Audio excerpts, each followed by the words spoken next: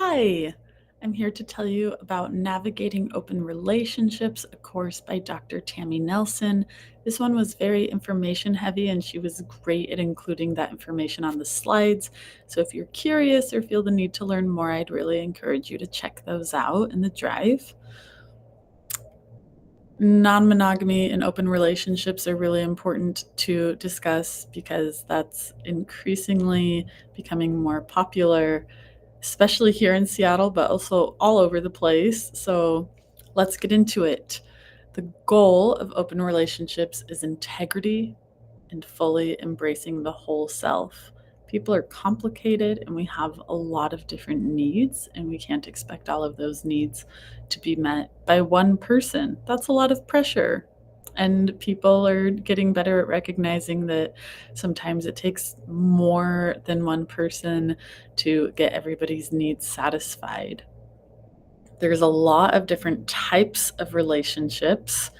Monogamy used to be our cultural norm, but it's a relationship agreement. And for some people, it's an orientation. For some people, it's kind of a spiritual, sexual connection.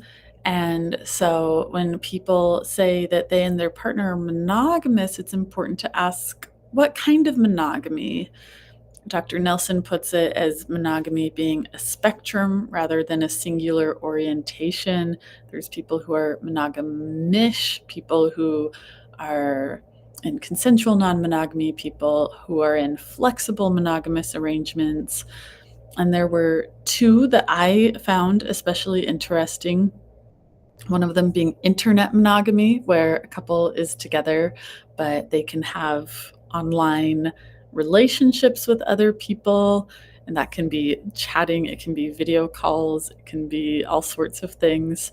And the other one that went alongside it is suburban monogamy, which I suspect has a lot more popularity than we know because couples define themselves as monogamous. If you were to ask them about it, they'd be like, we're only together. Yes, we're monogamous. Well, I guess, yeah, also sometimes sleep with other people, like in the neighborhood on the weekends.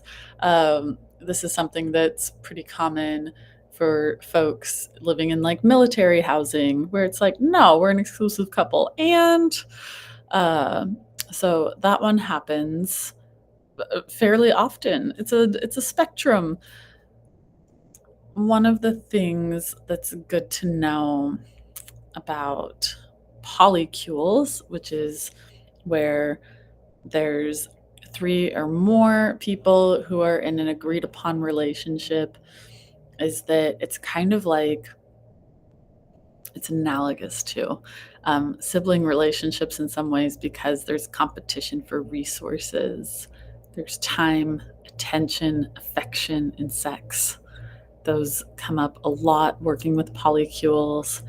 Uh, Also, for people who are navigating their open relationships, Dr. Nelson said something I think is important. We don't look for someone else, we look to be someone else. So when people start looking for somebody outside their relationship, even people in a committed relationship, it's important to ask, what part of themselves are they looking for? How does this person act different, talk different, or dress different when they're seeing this other person? Is there anything that keeps them from bringing that part of themselves into their current relationship? One of the most important things when people are exploring open relationships for themselves is that open relationships only work on agreement, not compromise. Like, oh, I guess we can stay together. And if the only way that can happen is for you to be with other people, fine. Like, that's not an agreement. Um, that's a compromise.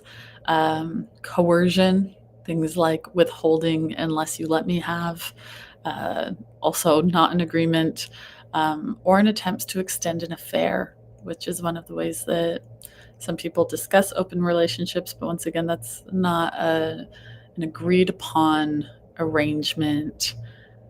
This class was largely about relationship contracts, discussing ahead of time what is okay and not okay within a relationship and without the relationship.